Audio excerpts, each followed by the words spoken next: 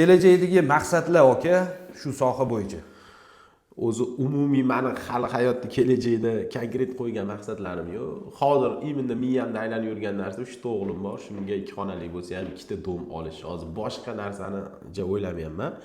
Lekin bu ishga kirganimdan keyin ko'pchilik bozorda ishlayman, qo'ni-qo'shni, qarindosh urug'lar telefon qilishyapti, maslahat so'rashyapti, lakatchalar so'rashyapti, olsam bo'ladimi, olsam mana shu joydan olsam bo'ladimi, qanaqa degan savollarga men to'liq tushuntirib maslahat bera olaman. Kim qayerdan olishini, ishxonasi, maktabi, hamma narsasiga qarab lakatcha bo'yicha men maslahat bera olaman. Olinglar, olmanglar deb. Shu ham menga bitta katta opit. Kelajakda bundan baribir bu ishni tashlab ketish niyatim yo'q. O'zimga ham yoqadi, yaxshi joylar, bir xil joylarga borsam, shu yerlarda o'zimga ham chiroyli yerlar yoqadi va shu zo'r lakatchalar bor. Xullas, opitni yanada oshirmoqchiman. Xo'p, qurish niyati bormi? Qurib sotish niyatlar bormi? Men ko'pchilik tanigan quruvchilar ham o'zi makler bo'lgan deb eshitganman. Keyinchalik shu orqasidan pul topib, bir qism pul yig'ib, hozirgi paytda uy qurib sotishyapti. Albatta menda ham shunaqa niyat bor. Chunki faqat bu uy reklamasi bilan to'xtab qolish niyatim yo'q. Inshaalloh Xudo beraman desa, men ham uy qurib sotaman albatta. Xo'p, javobingiz uchun rahmat, aka. Xo'p. Boshqa reklama olish degan savol bo'lyapti. Masalan, boshqa qanaqadir faqat uy-joy reklamami yo boshqa reklamalar bilan ham ishlayverasizmi? Qanaqadir taklifli bo'lsa yoki qaysidir mahsulotlarning ambasadorini taklifini bersa yo o'zingizga yoki komandaga nima deysiz, fikringiz? Xo'p, men buni общий qilib qisqaroq qilib aytishga harakat qilaman. Oldin 4 kishi bo'lgan taqdirimizda ham bizda auditoriya unaqa kuchli bila olmaymiz deb o'ylagan bo'lardim, lekin hozirgi paytda sizlar bu narsaga 100% o'ylayman deb aytaman. Chunki bitta novostroykasini reklamasini qilib berdi, telefonlar ham zo'r bo'ldi. Xullas kalom, o'shandan keyin men o'yladim, biz novostroykalarni ham sotuvini olishga bemalol o'ylayman, qila olamiz deb o'ylayman. Undan tashqari ambasadorlik ham farqi yo'q.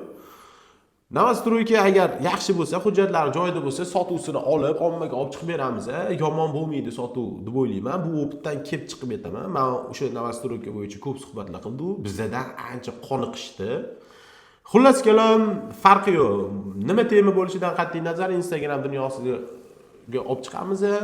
Faqat yaxshi hujjatlar to'g'ri bo'lsa, kafe, restoran, ambasadorlik farqi yo'q. Xo'p, qo'shimcha mahsulotlar bo'yicha demoqchiman yana, aka. Mana shu qanaqadir stroy material mahsulotlarimi, masalan, yeb-icharmi, farqi yo'q. Halol va pok mahsulotlardan reklama taklifi tushsa, shunga ham qo'shimcha qilib oling. Xo'p, umumiy deyman. Xohlasangiz Instagraminglarni ham yurg'izib beramiz, videolar qilib, undan farqi yo'q. Boshidan noldan targetinggacha hamma ishini qilib beramiz, ommaga olib chiqamiz, mahsulotlarni tekshiramiz. Halol bo'lsa, hamma ish qilamiz. Instagram dunyosidan biz ancha tushunamiz. Ommaga olib chiqib, mahsulotlarni xalqqa tanitishga harakat qilamiz, qo'limizdan kelgancha. Xo'p, javobingiz uchun rahmat. Xo'p, keyingi savolga o'tadigan bo'lsak, shu sohadagilarga nima maslahat bergan bo'lardingiz, yangi chiqayotganlarga?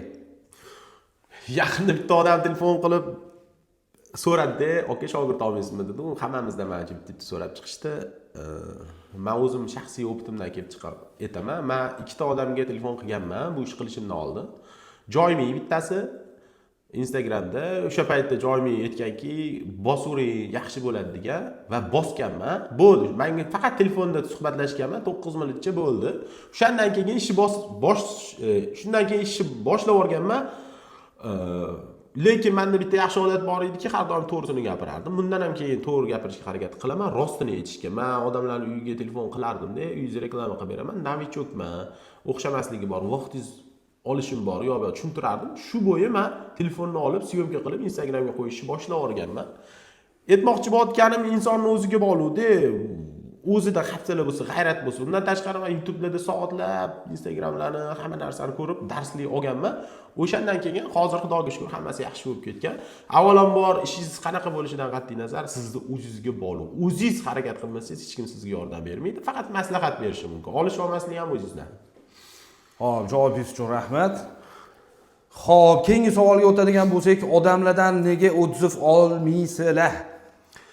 O'zib olishi kerak emas narsa deb o'ylayman. Chunki asl haqiqatlarni biz bilamiz, nima bo'layotganini ham biz bilamiz. Shuning uchun bu narsa. Keyin shu orada aytamanki, 2 kunda sotilyapti, nima esinglarda bir kunda, 2 kunda sotilmaydi. Uy deydigan odamlarga ham biz notarius o'tgunicha poylaymiz. Qancha vaqt kutishimizdan qat'iy nazar notarius bo'lgandan keyin sotildi deb yozamiz. U zaklat berdi degani sotildi degani emas uylarni. U klient qaytib qolishi bor, ko'pchilik uyimni sotib, sani uyingni olaman deydi, zaklat berib ketadi. Uni uyini u rejasli narxga sota olmaydi. Xullas kalam shunaqa gaplar. O'shaning uchun biz sotildi deb yozishga shoshmaymiz. Chunki ko'p qaytib qolish holatlari ham bor. Unaqalarni biz ham ko'rib turibmiz. Ko'pchilikni qo'ygan uylarni tarixini biz ham bilamiz. Xo'p, javobingiz uchun rahmat. Okay, oxirgi savol demayman, undan keyin yana qanaqadir savollar tug'ilib qolishi mumkin. Keyingi savol, tekinga reklama qilib bera olasizmi hozir? 6 oy oldin bo'lganini qilib berardim. Hozir tekinga men misolchilikni ishlashni xohlamayman, to'g'risi. Agar sot berishga bo'lsa olib qolishimiz mumkin, uning uchun narx ham bozor narxi bo'lsa, jonni bor tekinga reklama qilib, sotilgandan keyin bir qism kelishamiz. Xo'p, savollarim shundan iborat edi. Sizga kattakon rahmat, ishingizga omad. Ilohim oqibatimizga ko'z tegmasin. Bu yengil loyiha bo'lgani uchun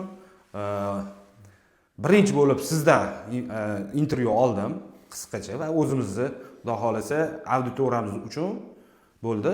Sizga kattakon rahmat. Sog' bo'ling, salomat bo'ling. Siz ham sog' bo'ling, boshlagan ishingiz xayrli, fayzli, barakali bo'lsin. Bizani tomosha qilganlarga bitta like bosib qo'yinglar. Hammanglarga omad.